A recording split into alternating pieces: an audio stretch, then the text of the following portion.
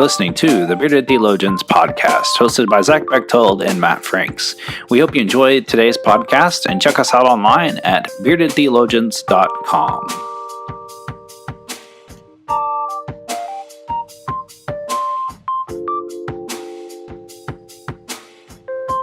You're listening to the Bearded Theologians podcast, hosted by Matt Franks and Zach Bechtold. And today we're together, which we're very rarely that, but we're at the Iowa School of Theology and here for renewal, and we have a very special guest with us, and I'm not looking at you, I should look at you. We have Jenny LaJoye. She is a musician and also a student here. Yes. Is that fair to say? Okay. And glad to have you on and share a little bit about what you're doing. And yeah, so if you would, tell us a little bit about yourself and kind of go from there. Yeah, I'm Jenny LaJoye. Yeah. I'm from Michigan originally. Right. I moved here to Colorado not for the Iowa School of Theology, but for actually to be with my now fiance. She's studying psychology, but this school was sort of like a perfect fit for someone who wanted to study theology for some unknown reasons. I just find it really poetic and beautiful. So that's why I'm here at the school. I don't know, what else do you want to know? Music background? Yeah, give us some music background. All right. So totally not original. My parents are both musicians. My siblings are all musicians. There's 6 of us. And they're married to musicians. Right. And we like to say that it's like not a requirement in our family to be musical. It's just like a side effect. Right. You know, you just kind of come out singing and dancing. So yeah, it's just like this sort of cosmic mistake that our whole family ended up this way. Awesome. Or intention, cosmic intention, I Right. suppose. So yeah, my parents are classically trained musicians. They classically trained all of us, and so violin is my first instrument. Okay. And I was going to major in violin in undergrad, and then I just got really interested in religion. And so like I just stopped taking violin lessons for the first time in 20 years and picked up some religion books, some Calvin, and unfortunately, but that was who it was. Right. And yeah, so here I am. Yeah. No, that's cool. And I was going to ask, how did you get into music? And so being a family thing, that's huge. It is huge. And does that still play a big role in music for you? I mean, do you guys gather at Christmas and play music together? Or, Okay, so not usually. We have this dream that we want to make a Christmas album called LaJoye to the World. That'd be awesome. Yeah. You heard it here first. Followed up by Fa La La La Joy or something. Right. But we just have, people keep having babies and they just keep getting in the way, so we can't. So that hasn't happened yet. And we're all, But no, we do. We don't ever just sing on purpose. Right. But I feel like that'd be we want to do like a game show, be like a family band at some point. Right. I think it'd be fun. But no, my parents and my brother especially is a singer-songwriter in West Michigan. Okay. And so when I was living there, doing college there, and getting into the singer-songwriter scene, he was huge, instrumental, if you will, in getting me on my feet in the music scene and stuff. I felt like if I wanted to play anywhere, I could just be like, Tony, get me a gig. Yeah. And he would do it. And so I was really spoiled. And then I got here and I was like, I would do this myself. Right. So it's been a really big learning curve. Right. That's cool. So you started with violin. When did you go to piano? Did you do, when did you get to guitar, I guess? What was your pathway? Oh, man. That's such a weird question. Yeah. So, yes, I play piano. I fake it till I make it. Right. Guitar, I also feel like I fake it. The only instrument that I really play is violin, but I don't really play it anymore. Right. But the guitar, I think I started, to be honest with you, when I was learning how to lead worship in high school. Right. Well, that's usually how most people are, such a gateway. It is. Yeah, I mean, I think everybody I know started that way, hey, I want to start a worship band, and I have no idea how to play guitar, but yeah. Yeah, and really, truly, my friends and I started a worship band called Jesus Rocks. Nice. That's not a joke, that's real. That's great. Yeah, it's something. Yeah. But yeah, so I play guitar in that, and 4 chords. That's all you need for worship, right? That's all that God asks for. That's right. That's how I got started. I was like 27. You play too. Ish, right? Yeah. I own one, and I fake it a lot. But Wesley Foundation, that I was the pastor of, they were like, "Hey, we need a bass player." I'm like, they were like, "We can teach a monkey how to play a bass. We can teach you." I love the bass, but sitting at home in my living room playing bass guitar with nobody else is boring. Yeah. So picked up the guitar, and it was something.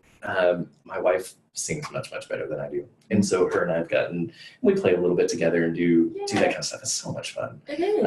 And I don't like playing with anybody else, or but for her and I to get together something fun that we can do together. Good. And it's so much fun. So talk about like your family and things like that. It's like, let's family band. Yeah, that's it'd be fun. huge. We'd be terrible, but it'd be so much fun. Well, right. And I think that's why my family can't do it though, because we're all like professionals. Right. And so we get together, we're like, we can't have fun with this. That's right. This It was isn't not fun anymore. Right. Yeah. Right. That's so bleak, but yeah. No, but that's the truth. It's being able to do it fun, and I talked my wife into doing a whole lot through like the Advent season. And when we got done, she's like, "Can we not do this for a while?" Just because it was starting to become work and not fun, and we've got to be perfect. Yes. We've got to be better than we really are. Right. Well, that was one of the big things. I'm realizing this now because I just finished recording an album, and so now I'm like promoting it, and I'm like, what is my job right now? It's just sending emails and like making posts and like talking about what I'm doing instead of actually doing it. And I haven't written a song in months because it's because it's the work of it becomes so much, and I'm really excited at this point to be coming to the place where I can like do what I do now. I'm just gonna release the album and get to play it and love the songs for what they were like before they became this big business endeavor. Poor things just want to live. Just want to live, right? Yeah. Well, and that's a great segue into this. Let's not talk this to death. Let's play something. Yes. We had you bring your guitar all the way down here. You did, yes, all the way. Yeah, and whatever you want to play, whatever you want to share, whatever you want to say about it, if anything, feel free. But we do want to give you an opportunity to let those speak. That's awesome. Let your song speak. Okay. So. Yeah. So I was thinking a lot about what song I wanted to bring in. Right. And this one, I don't get to play really anywhere if I'm playing like at bars or in stages that are a little more noisy. But I think this is a really good space for it to live in.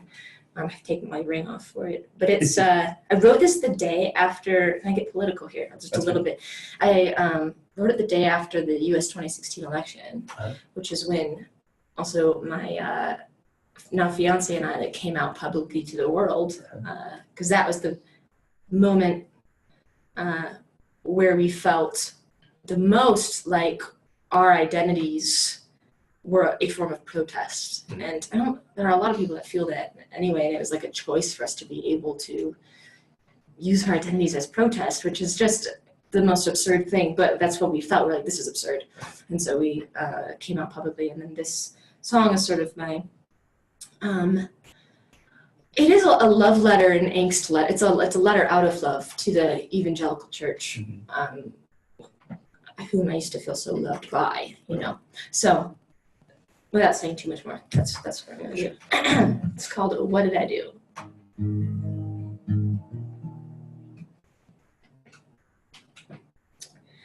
What did I do to you when I told you I'm a human too? What did I do to you when I broke this bread to share with you? Why would you disown me?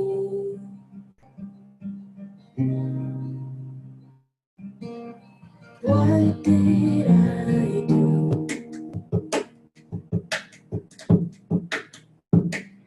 Jesus, did I hurt your Christ? Did my freedom weave his crown? Did my love nail him down? Was it too much? for him to rise. What did it do to you? Did my claim to worth threaten you? What did I do to you? Did my crimson stain your red, white, and blue? Were you scared by my empty tomb?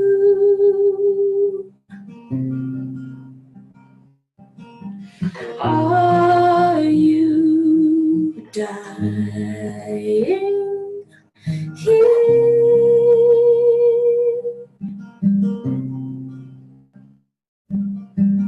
What did I do?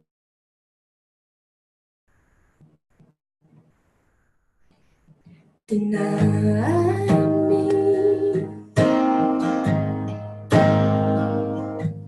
Deny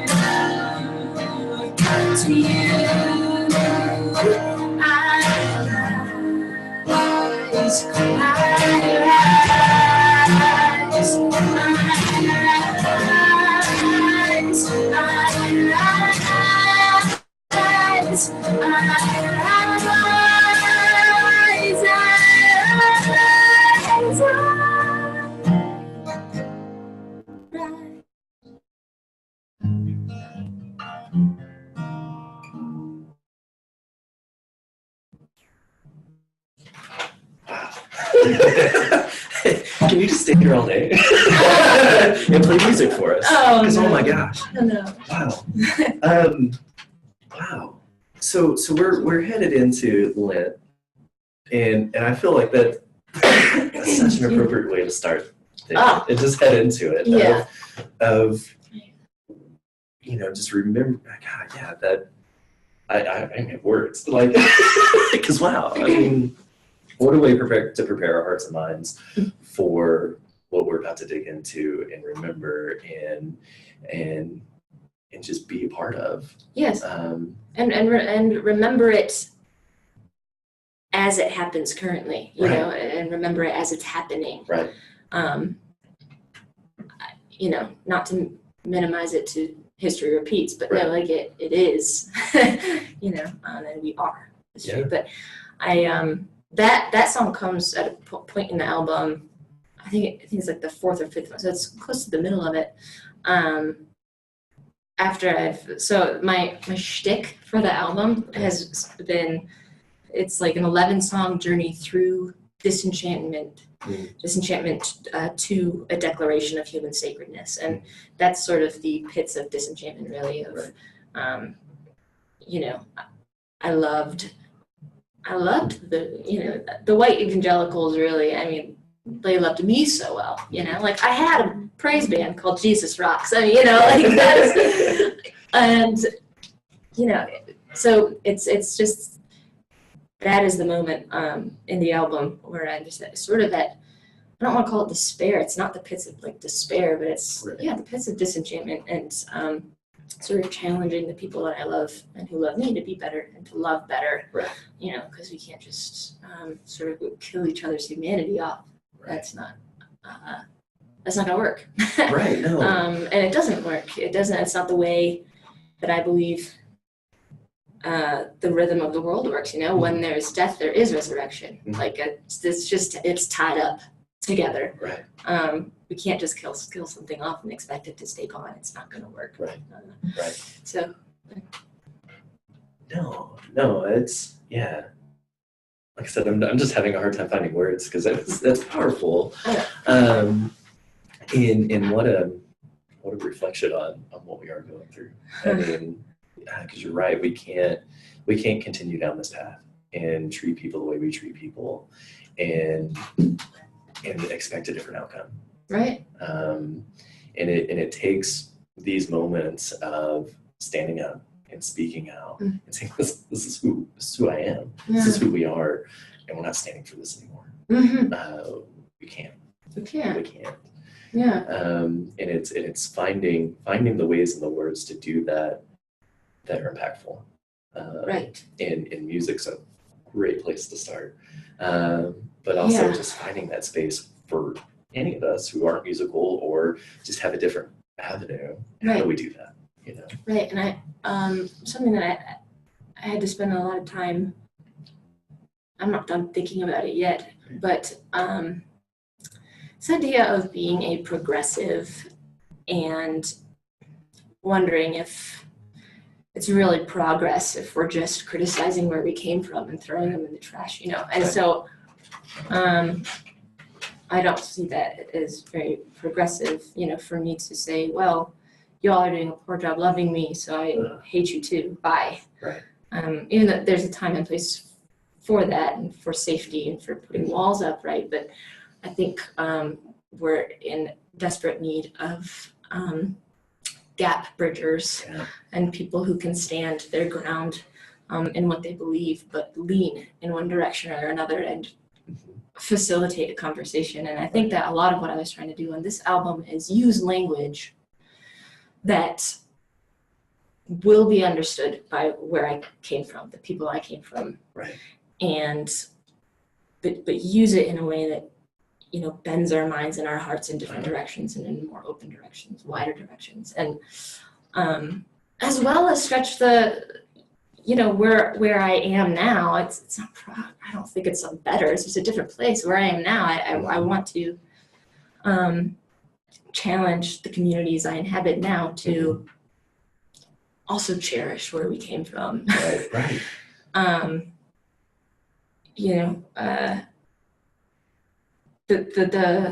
just going to talk about my album again. It's how I'm orienting myself in this conversation. The first song is just a really poppy dance number with like organ sound in the chorus. I wanted it to sound like we were in a church. It's called Stained Glass Beats. And it's this image that, you know, the church, I don't know what that means. It's probably not fair. The church is this stained glass window with all these really broken pieces.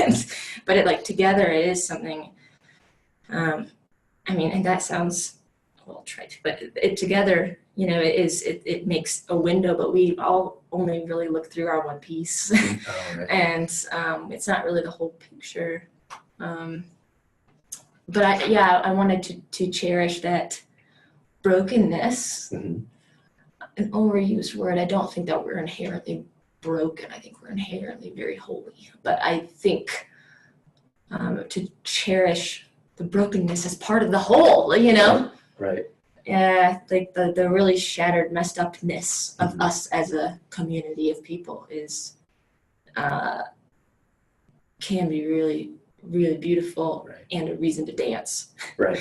A reason to just like party from the get-go. Right. Just like come in and say, this is who I am, this is who you are, this is all of our experiences together, and let's dance. Like, you know, it's sort of irreverent, but I don't know that it is, because that's one thing I've been challenging my congregations. I mean, so I took a 3-point charge in Montana, moved from New Mexico to Montana last August. And it was in the midst of so much happening in the world back in the fall, and it was let's own our brokenness and not own being broken, because I don't think we're broken, but let's own this brokenness, because if we can't grieve through this together and take these pieces and own them, we're not going to heal. We're not going to move forward. And it's not about putting the pieces back so we're perfect. But I love that analogy of the stained glass, because I've looked at these forever. It's like, oh, they're broken, but they create this beautiful picture, and holy crap, you know, here we are. And it's just that challenge to the people in my context of, yeah, this sucks and this is hard and maybe it's a world away from us, but we're dealing with it here in our own lives, in our own brokenness. Don't run from that. Own it and heal from it and take that story into the world, because there's somebody dying, waiting to hear that story of how God's working in your life and how that you've healed from this, and they're just waiting because they feel like they're just feel so alone. Right. And it's owning that we can celebrate that together. It's holy as it is. Yeah. It's completely whole and holy, and it's being broken. Right. You know, it's not something we need to overcome. Right. Even though, you know, there are things we need to overcome, but like that element of our humanity, you don't have to overcome our humanity. Right. Basically. Right. To be. Right. Well, and that's why, like, in your song, is listening to it, and I got the sense of like deconstruction and reconstruction, and really that's what faith is. It's this deconstruction and reconstruction of ourselves within, you know, our life and our community and our journey. It's a constant rebuild and a constant, like moving forward, we have to be like, I'm not going to be this person, but I want to be this person, but yet I'm also going to bring some of that with me. Yes. And that there are some things that we want to take with us, and like, yeah, this is healthy, this is good. And there are some things like, no, that's just bad. And so we're going to cut that out. And like, as I was listening to your song, I kind of got this sense of that, like reconstruction, like deconstruction, like a lot of stuff, like in seminary, you come to seminary and like, like all that stuff you learned in Sunday school, like it's torn down. And you're just sitting there in a pile of rubble, like, what do I do with this? like this isn't the faith I was taught. Like, and you're just, and yet, if you have a good enough professors that reconstruct you and say like, okay, so here, let me reposition you and see this in a different light. And when you brought up the stained glass, and you were talking about all the different pieces, and it's like, sometimes we need to see the full image, and sometimes we just need to see that little piece. And I think it was just powerful listening to that whole, like, I really felt that deconstruction, reconstruction, kind of just like stirring up, not only within you, but just like listening to it for me and thinking about, what are some things that I need to do, and relationships that need to be reconciled, and all that, like just thinking about that, all that kind of came up. And so as you talk about this album, you talk about it as a journey. So you've talked about the beginning, you've talked about the middle. So let's talk about the end. Yeah. So how do you end your album, or like what direction are you pointing us towards the end of your album? Yeah, the end is, I wrote a song for my church's Easter Vigil. And I was asked, my pastor asked me to say, you're in Lent, and he was like, will you write a song for the Easter Vigil? And I was like, I can't write an Easter song while I'm in Lent right now, pastor. No, but I did it. And it's called You Are. That's what the song's called. And I really didn't like it at first. I think I didn't like it because I was in Lent trying to write an Easter song. Right. But I didn't feel it. So I instead wrote it from the, I wrote what I wished someone would tell me, what I wanted, what I would need to hear in that time of Lent. What would I need to hear to get from Lent to Easter? What would I need? And the words, it begins with, it's really just a 2-part song. The first part is faint spirit, addressing the faint spirit,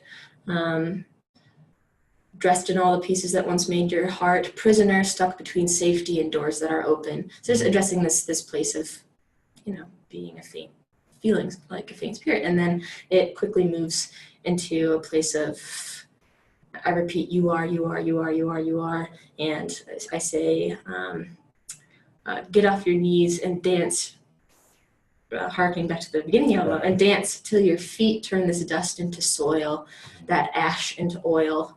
And then the chorus is, you are sown to be grown. You are clothed in a robe made of dreams sweeter than home, made of more than you ever hoped.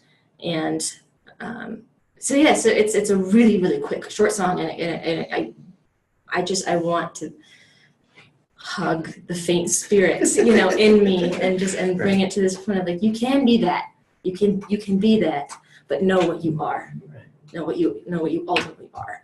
And that's the end of the album, as a declaration of human sacredness, even when you're faint-spirited, even if you do the wrong thing, if you commit an injustice, you are still sacred. You are this, and even if you've had an injustice committed against you, you are still all of this, and regardless, Right. which is a hard thing to grasp. Anyway, that's the end of the album. That's the journey I take. That's all I need to say. Right. Well, when does the album come out? Or is it already out? February 23rd. Okay, and where will we be able to find it? Oh, everywhere, hopefully. Bandcamp, Spotify, iTunes, all those places, Apple Music, Amazon. And what we do, we'll put it all on our website and things so people can find it and share it through Facebook and stuff. It's awesome. We really, really like promoting things like this because it's awesome. fun. Thank you. I don't know, Dell gave us your name, and we worked through him with the Wounds of Wonder project, and we know you're on that, and just wonderful stuff. And he is amazing. He is. And I think it's so much fun working with him and just hearing about his project and hearing about your album and how you're journeying. Yeah. And there's this very clear journey of here's me, and I have such a respect and awe of artists that just you can tell when you pour in. Yeah. Just your heart and soul. It's Yeah. love it. This is art too. Thank you. Oh, well. It is. No, it is. And you picking the things that you're going to highlight and wanting to highlight art, and that's thank you. We want to share really good art with people, and what you guys are doing, what you're doing is beautiful. I'm going to put you on the spot a little bit, and you can say no, and we'll cut it out. No, you're good. Do you want to play another song? Oh God, what do you? Anything? What's up? Yeah. Oh, okay. All right. Yeah. I don't know. Sure. I'll think of something. Let's do. I was just shocked that nobody came in and asked us to be quiet. This is the the last loud part. floor. Yeah. Yes, the designated loud floor of the library. Let's see. So most of my songs on the album, about half of them, were written with a loop pedal, and they sound a little strange if I don't have the loop pedal with me. So I'm gonna do one that doesn't need a loop pedal. And this I wrote. This is probably the first song I wrote for this album, and I wrote it a long time ago.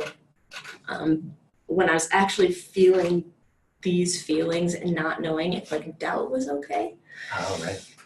So that makes it kind of, anyway. So, but then through the writing of this song years ago, I came to understand that doubt is an offering in itself, a perfectly good one. So it's called Sometimes.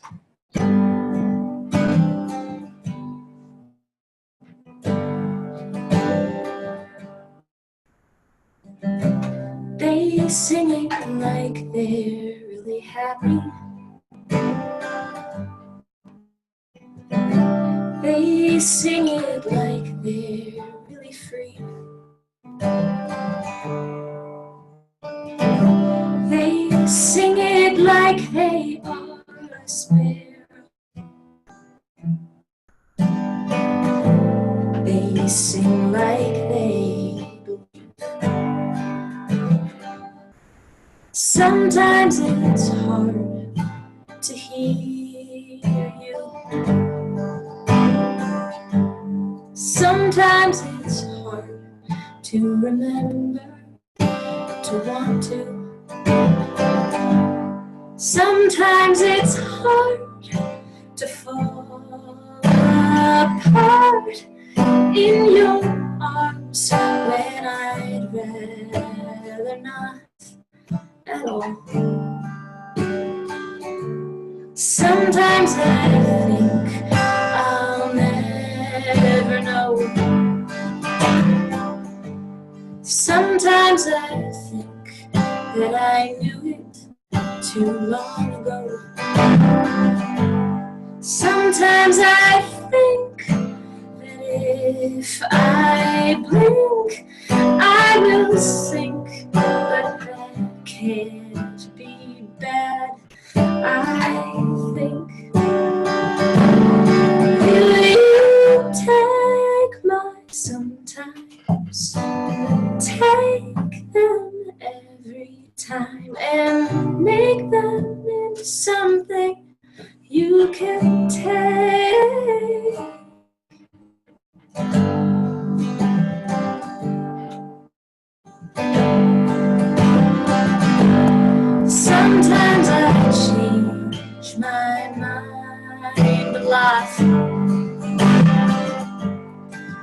Sometimes I change the foundations of every thought.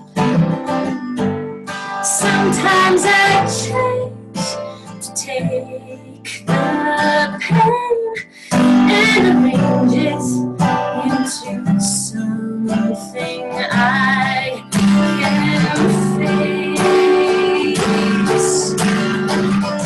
Wish I could sing it 'cause I'm happy. Wish I could sing it 'cause I feel. Wish I could sing it like a spell. And sing like I need. You take my sometimes, take them every time and make them into something I can take. You take my sometimes, take them every time and make them into something I can take.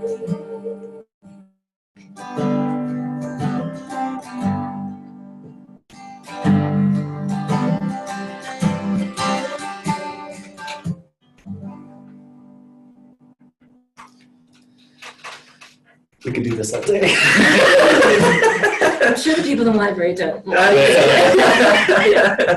No, it's great. Thank you so much for sharing. Thank you Yeah. for having me. Yeah, anytime you want to come back. So like, we don't know when we'll air all this. We'll try to air it before your album comes out, so Yeah. we can help push your album. Yeah. And we appreciate you and the time that you share with us and your gifts. And we want to invite our listeners in to go buy the album, support the artist. We're always big fans of that. Please. And so, we'll have all that stuff on our website, and so you can check all that out on beardedtheologians.com. We have some great blogs up for the last couple of weeks, and looking forward to Lent as we get ready for that and all the good stuff we're going on. We wanted to give thanks to Islet for hosting us and allowing us to have this space to be able to do this and bring people in and have good, genuine conversation. And so check us out on beardedtheologians.com. You can find us on Spotify and all those great places. Well, not Spotify Not yet. yet. We're working on it. It's a little bit harder to get a podcast through. Maybe by the time this But we're trying to get ourselves out there a little bit more. And one of the ways that people can help that is go on Apple and or Google Play, depending on your flavor. Give us 5 stars, and you can even write us a bad review. Just give us 5 stars. We need that just so that we can get artists like this out there. Because when people know more about us, they can say, "Hey, they interviewed this person. Let's get them on." And we'd love to be able to share that. And so, for the Bearded Theologians, I'm Matt Franks, And I'm Zach Bechtold. Thanks for checking us out. Thank you for listening to the Bearded Theologians podcast. We hope you've enjoyed listening, and we hope that you share our content online through Facebook and social media, and we hope that you check out our Beardcast store at beardedtheologians.com and pick up some great Bearded Theologians gear. We hope you have a good day.